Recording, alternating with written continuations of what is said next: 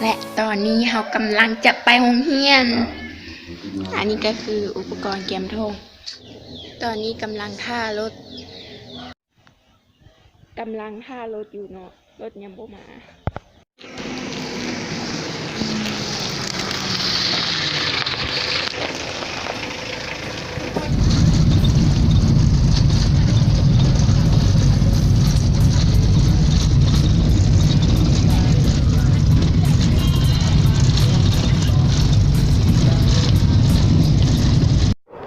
และตอนนี้เขาก็ฮอดโรงเรียนแล้วเนาะ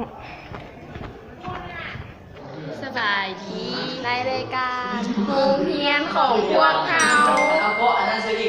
มาวันนี้เขาจะมาสัมภาษณ์นางชมพู่เนาะ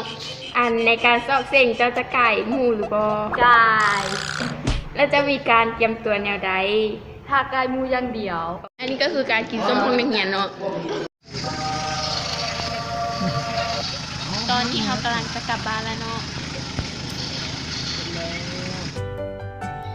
ถ้ามาคลิปนี้ก็อย่าลืมกดไลค์และกดติดตามเพื่อเป็นกำลังใจให้พวกเราเด้อ